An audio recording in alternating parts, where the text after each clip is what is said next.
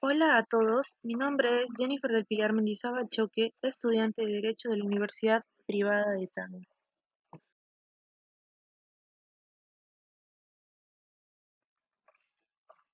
Hoy les hablaré acerca del capítulo 7, régimen de excepción, y el capítulo 8, el Poder Judicial.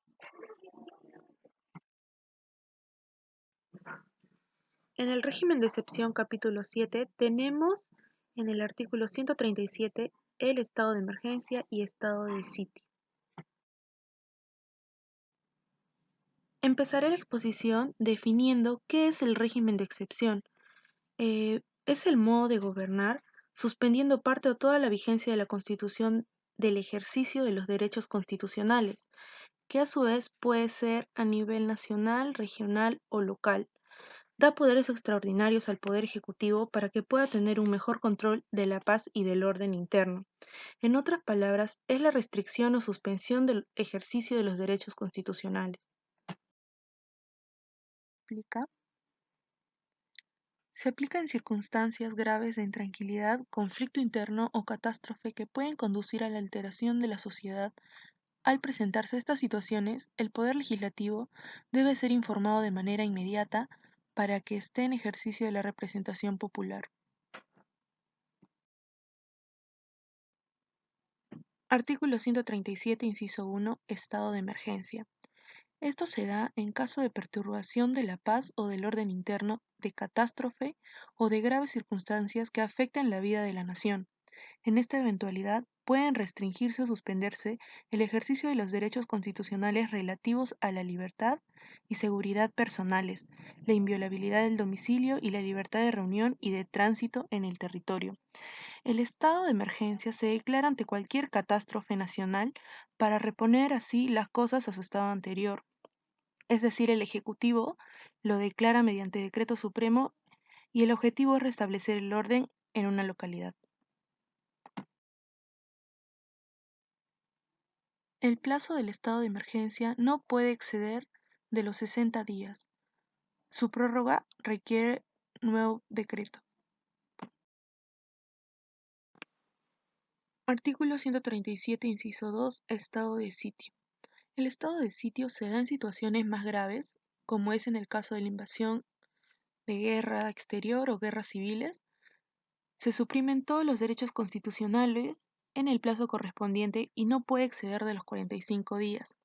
Se conoce como estado de sitio al régimen excepcional que declara un gobierno ante ciertas situaciones especiales, pero por lo general el estado de sitio se asemeja a las situaciones de guerra, en donde se otorgan facultades extraordinarias a las fuerzas de seguridad para la represión, ya que de esta manera o de esta forma se intenta garantizar la paz social y evitar los estallidos de violencia. El estado de sitio está vinculado al toque de queda, que establece un cierto horario a partir del cual se prohíbe la libre circulación de los ciudadanos, generalmente por motivos de seguridad. En el estado de sitio, por ejemplo, se prohíben las reuniones o manifestaciones públicas. Tenemos también que existen normas de derechos humanos relativos a los estados de emergencia, que son el Pacto Internacional de Derechos Civiles, la Convención Americana de los Derechos Humanos, que contienen ambas una disposición relativa a las situaciones excepcionales que pueden dar lugar a la restricción de los derechos humanos, así como le establece un catálogo de derechos que no admiten restricción. El Pacto Internacional de Derechos Políticos y Civiles, en su artículo 4, inciso 1, nos señala que ocurren situaciones excepcionales que pongan en peligro la vida de la nación y cuya existencia haya sido proclamada oficialmente. Los Estados partes en el presente pacto podrán adoptar disposiciones que, en la medida estrictamente limitada a las exigencias de la situación, suspendan las obligaciones contraídas en virtud de este pacto, siempre que tales disposiciones no sean incompatibles con las demás obligaciones que les impone el derecho internacional y no entrañen discriminación alguna fundada únicamente en motivos de raza, color, sexo, idioma, religión u origen social. Tenemos también la Convención Americana sobre los Derechos Humanos, que ocurre en casos de guerra, de peligro público o de otra emergencia que amenace la independencia o seguridad del Estado. ¿Existen derechos que no pueden ser restringidos? Es preciso tener en cuenta que los tratados ratificados por el Perú que se encuentran en vigor forman parte del derecho peruano, que de acuerdo al artículo 55 de la Constitución peruana y que los tratados de derechos humanos tienen rango constitucional. En este sentido, ambos tratados complementan el artículo 137 de la Constitución, en particular respecto a los derechos que pueden o no restringirse, que son los siguientes. No se restringe por ningún motivo, de acuerdo al Pacto Internacional de Derechos Civiles, el derecho a la vida, la prohibición de tortura, prohibición de esclavitud y servidumbre, prohibición de cárcel por incumplimiento de obligaciones contractuales, libertad de pensamiento, conciencia y de religión. Y dentro de la Convención Americana sobre los Derechos Humanos, los mismos, el derecho a la vida, a la integridad personal, al nombre y protección a la familia.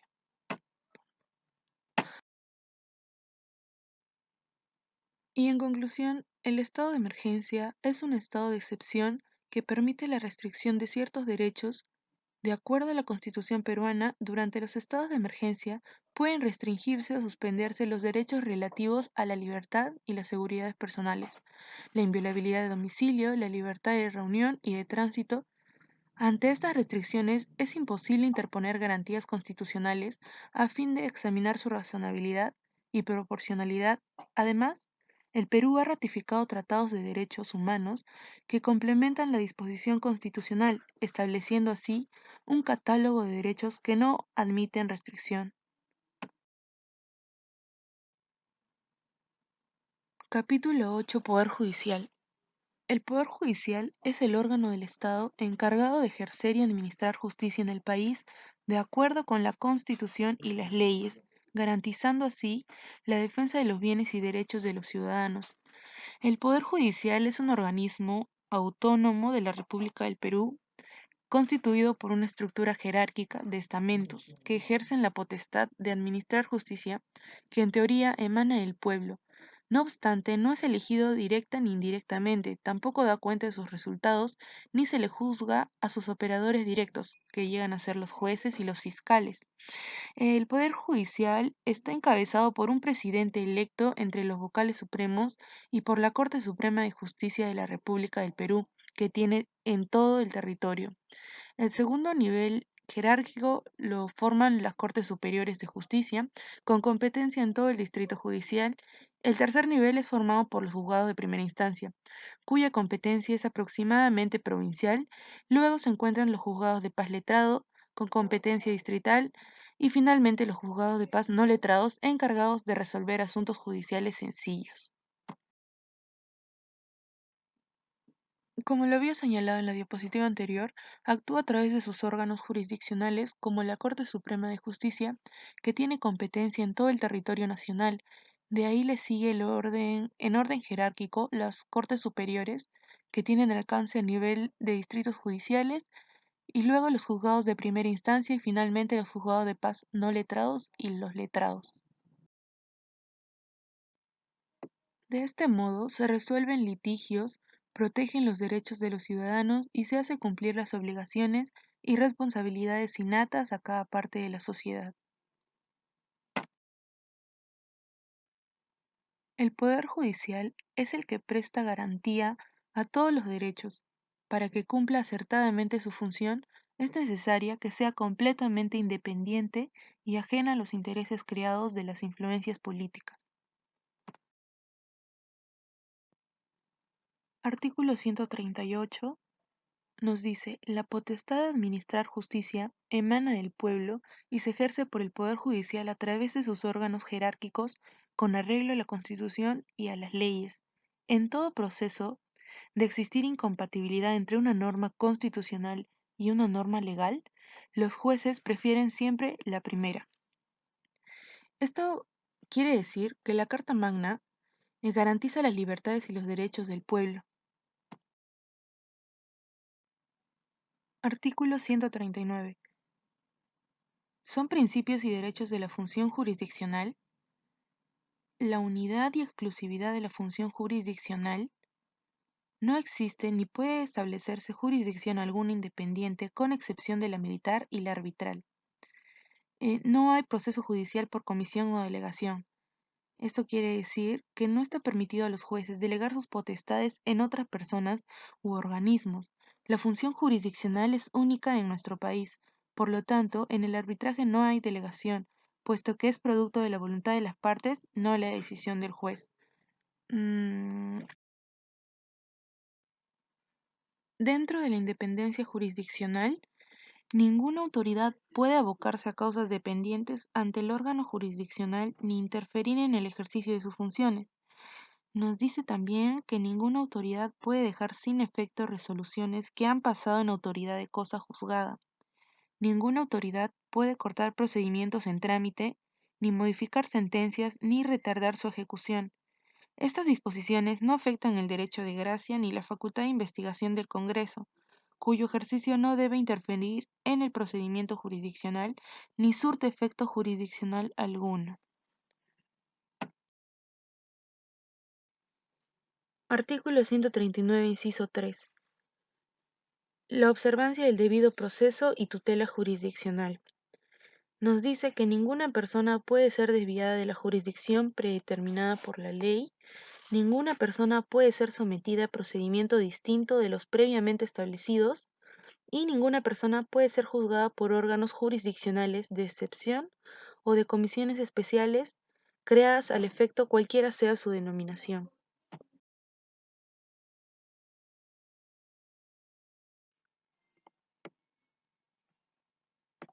Artículo 139, inciso 4.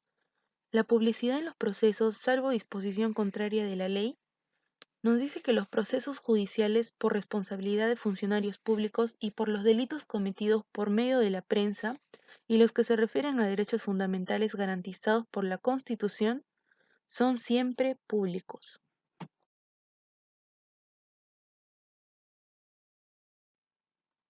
Artículo 139, inciso 5.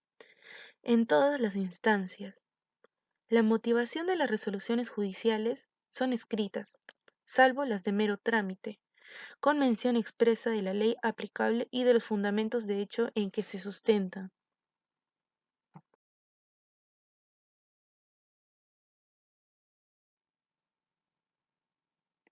Inciso 6. Pluralidad de instancia.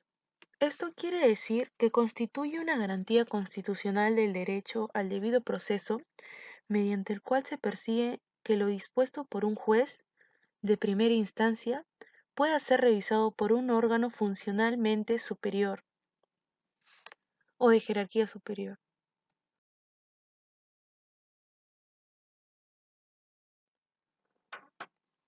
En el inciso 7 nos habla sobre la indemnización en la forma que determine la ley por los errores judiciales en los procesos penales y por las detenciones arbitrarias sin perjuicio de la responsabilidad a que hubiera lugar.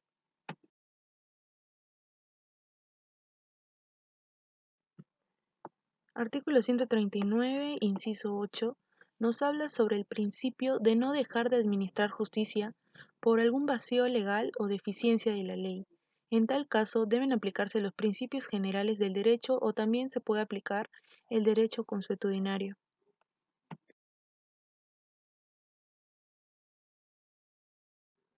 Inciso 9. El principio de inaplicabilidad por analogía de la ley penal y de las normas que restrinjan derechos.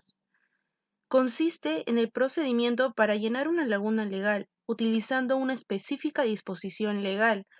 En esta hipótesis existe una relación entre caso y caso o materia y materia.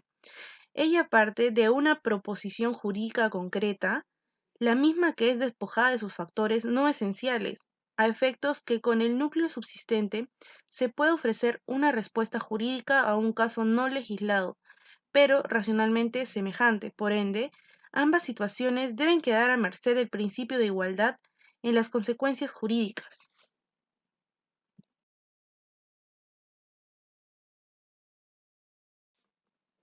Inciso 10. El principio de no ser penado sin proceso judicial. No hay pena sin proceso. Esta es una garantía constitucional y fundamental, ya que con el proceso se evita irregularidades en el ejercicio de justicia. El proceso constituye un conjunto de actos jurídicos que, relacionados en forma lógica entre sí, van a permitir la resolución de un conflicto entre dos o más sujetos.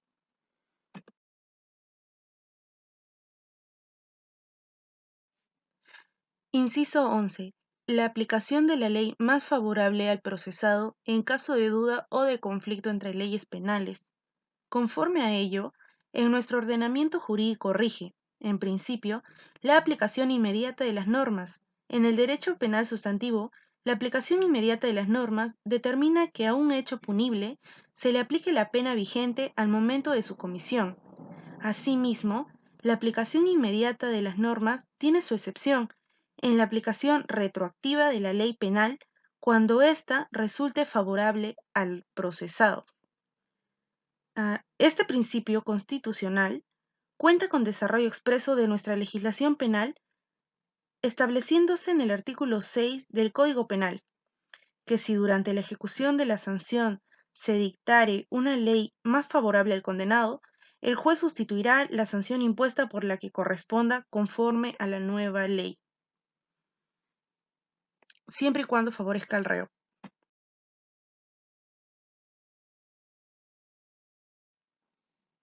Inciso 12. El principio de no ser condenado en ausencia. Esto nos quiere decir que permite al juez y al acusado tener un contacto directo, vivo e inmediato, lo que permitirá al juez estudiar las declaraciones del acusado. El principio de no ser privado del derecho de defensa en ningún estado del proceso, ya que toda persona debe ser informada inmediatamente y por escrito de la causa o las razones de su detención.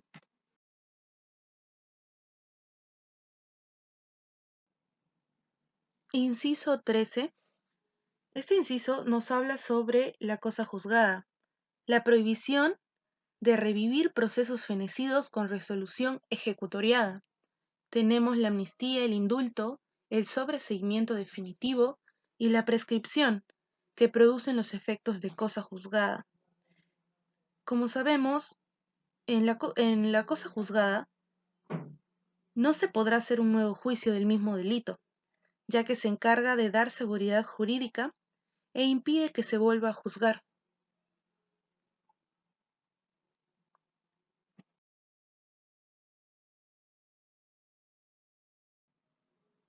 Inciso 14. El principio de no ser privado del derecho de defensa en ningún estado del proceso.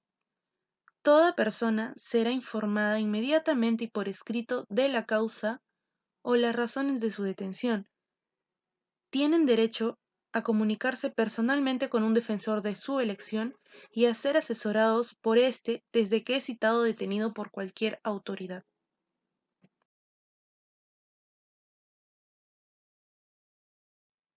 Inciso 15. El principio de que toda persona debe ser informada inmediatamente y por escrito de las causas o razones de su detención.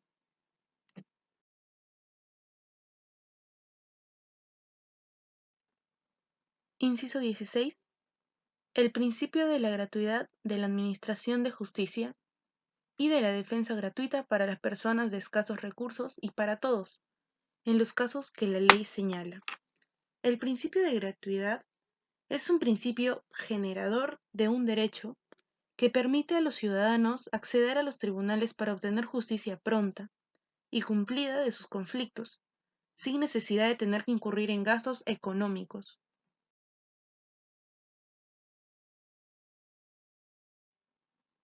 Inciso 17. Nos habla sobre la participación popular en el nombramiento y en la revocación de magistrados conforme a ley.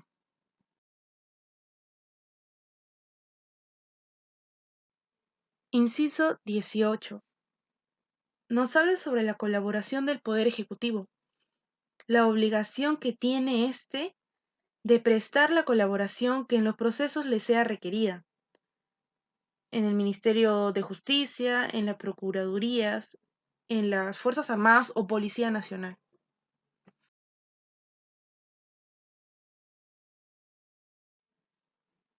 El inciso 19 nos habla sobre el nombramiento debido, sobre la función jurisdiccional que está prohibida de ejercerla por quien no ha sido nombrado en la forma prevista por ley o por constitución.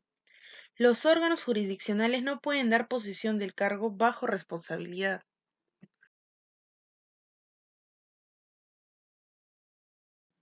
Inciso 20. El principio del derecho de toda persona de formular análisis y críticas de las resoluciones y sentencias judiciales con las limitaciones de la ley.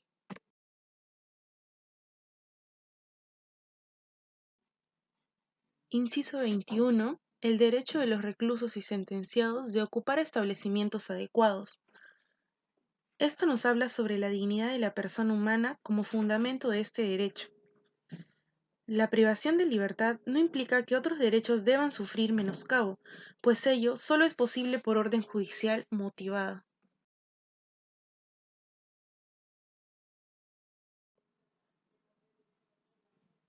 Inciso 22. El principio de que el régimen penitenciario tiene por objeto la reducción, rehabilitación y reincorporación del penado a la sociedad.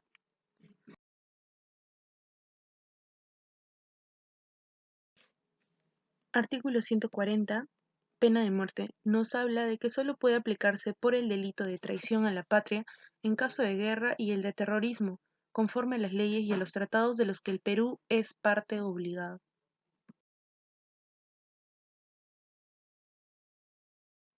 Artículo 141. Fallo de la Corte Suprema, casación o en última instancia.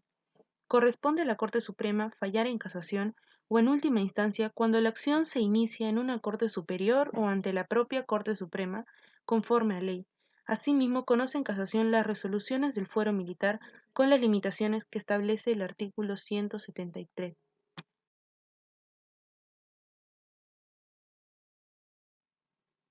Artículo 142. Resoluciones no revisables por el Poder Judicial. No son revisables en sede judicial las resoluciones del Jurado Nacional de Elecciones en materia electoral ni las del Consejo Nacional de la Magistratura en materia de evaluación y ratificación de jueces.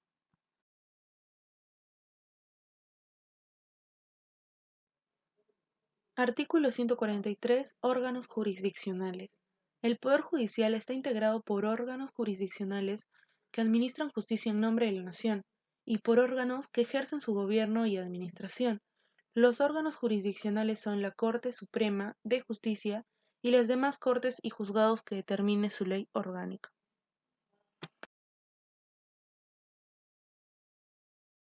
Artículo 144. Presidente de la Corte Suprema. El presidente de la Corte Suprema lo es también del Poder Judicial. La Sala Plena de la Corte Suprema es el órgano máximo de deliberación del Poder Judicial.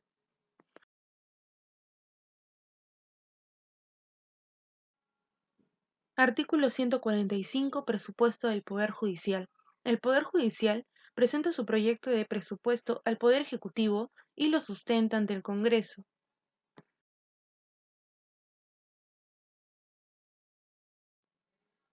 Artículo 146. Derecho de los magistrados judiciales. La función jurisdiccional es incompatible con cualquier otra actividad pública o privada, con excepción de la docencia universitaria fuera del horario de trabajo. El Estado garantiza a los magistrados judiciales su independencia, la inmovilidad en sus cargos, su permanencia en el servicio y una remuneración que les asegure un nivel de vida digno de sumisión y jerarquía.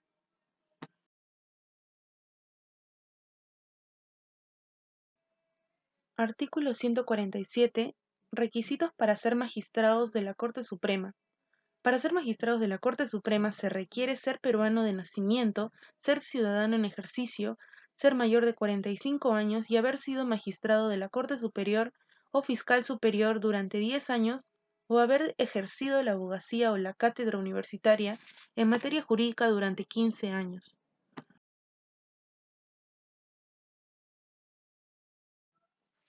Artículo 148. Acción contencioso administrativo. Como sabemos, las resoluciones administrativas que causan estado son susceptibles de impugnación mediante la acción contencioso administrativo.